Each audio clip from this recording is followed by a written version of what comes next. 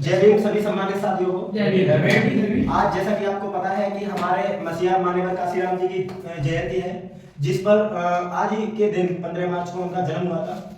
इनके बारे में बताने को तो बहुत कुछ है, इतना बताएं तो सुबह से शाम और शाम से सुबह होती रहेगी, लेकिन इनके जितने इन्होंने काम किए उनके बारे में कभी खत्म नहीं होगा। लेकिन फिर भी हम इनके आज जब इनका जन्म हुआ है तो इनके पर दृष्टि डालते हैं इनके जीवन में, और इनके जीवन में आज इन्होंने क्या ऐसा अच्छा काम किया था कि जिसकी वजह से आज हम इनको जगह जगह पर इनकी वो जन्म दिवस मना रहे हैं। तो कुछ तो अच्छा किया होगा तभी तो हम मना रहे हैं। तो आज ही के दिन माननीय काशीराम जी का जन्म हुआ था।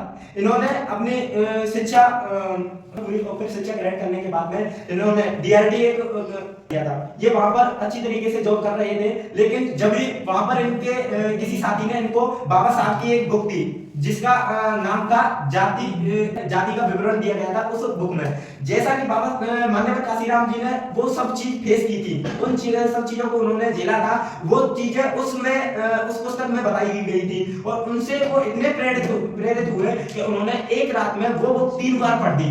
और जब उन्होंने इतनी बार पढ़कर जब इनकी समझ में आया कि नहीं, अगर इस समाज को अगर दोबारा से जगाना है, क्योंकि आपको भी पता है कि जब बाबा साहब डॉक्टर भीमराव अंबेडकर जी अपने मिशन को छोड़कर के चले गए थे, बाद में उन्होंने एक मिशन चालू कर दिया, और मिशन चालू था, उन्होंने साइकिल रैली चालू की अपने बहुजन जागो, बहुजनों को जगाने के लिए, सत्ता पर अधिकार हो, सभी जगह पे अधिकार हो, इसके लिए माननीय काशीराम ने अथक प्रयास किए, और उन्होंने लेकर कन्याकुमारी तक एक जन सैलाब के साथ साइकिल रैली निकाली, जिसमें उनको भारी बहुमत मिला।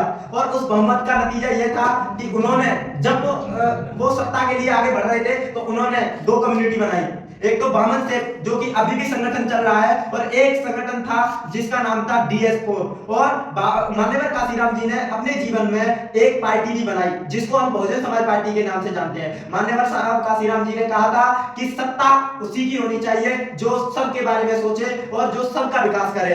ऐसी सत्ता नहीं होनी चाहिए जो कुछ लोगों का विकास करे और कुछ लोगों को पीछे रहने दे। लेकिन आपको भी पता है कि नीति चल रही है, उसमें बहुत बड़ा घपलेबाजी हो रही है। हमारे लोगों के वोट तो लिए जाते हैं, लेकिन उनके लिए काम नहीं किए जाते।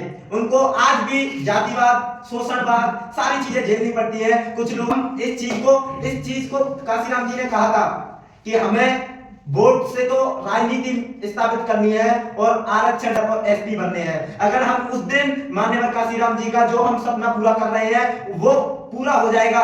उनके 2 विचार अधूरे रहे थे जीवन के, मैं आज उनको भी बता देता हूं। उनका पहला विचार यह था कि वो एक जनसभा को संबोधित करके, जैसे कि डॉक्टर भीमराव अंबेडकर जी ने बौद्ध धर्म अपनाया था, उसी प्रकार माननीय काशीराम जी भी चाहते थे कि हम भी आगे जाकर के 2016 में हम भी धर्म परिवर्तन करेंगे और बौद्ध की तरफ जाएंगे।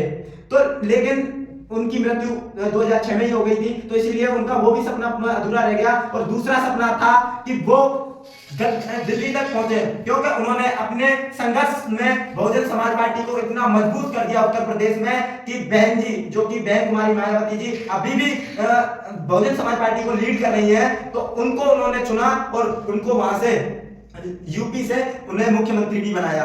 उन्होंने अपने जीवन का जिस जगह पर बदलाव देखा उस बदलाव के लिए वो खड़े रहे। उन्होंने अपने जीवन में अथक प्रयास करते रहे कि जिससे कि हमारे जो भी पिछड़ा तबका है उसका सुधार हो और उसको भी आगे बढ़ाया जाए, सभी चीजों में बराबरी का अधिकार मिले, सभी लोगों को आगे बढ़ने का मौका मिले, सभी लोग आगे बढ़े, ना कोई छोटा हो ना कोई बड़ा हो। इसके लिए भी उन्होंने अथक प्रयास किए और उनके प्रयास रंग भी लाए, और रंग इस तरीके से लेके आए कि उन्होंने सरकार भी बनाई। लेकिन जब उनका सपने देखते हैं हम, तो उनका सपना ये अधूरा रह गया कि उन्होंने ठाना था कि हम दिल्ली की गद्दी पर राज करेंगे और अपने बहुजन समाज को मजबूती से आगे बढ़ाएंगे और अपने बहुजन समाज को सभी तरीके से मजबूत करेंगे, शिक्षा से, संगठन से और सभी चीजों से, पैसे बलबूते जो भी चीजें होंगी हम अपने लोगों को आगे बढ़ाने में काम करेंगे।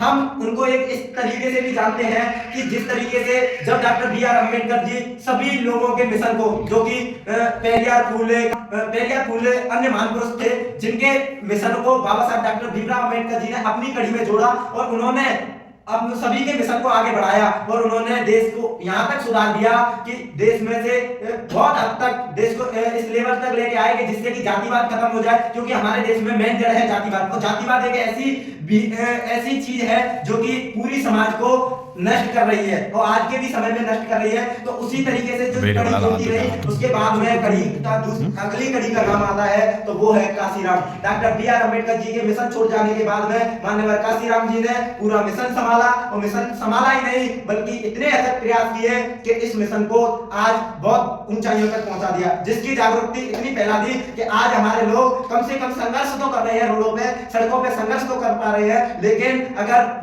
कोई मैं ये कहना चाहूं तो मैं गलत नहीं होऊंगा कि बाबा साहब के बाद में अगर माननीय काशीराम ना होते तो शायद हमारी समाज उसी स्थिति में पहुंच जाती जिस स्थिति में पहले से थी। इसीलिए हम माननीय काशीराम को मानते हैं।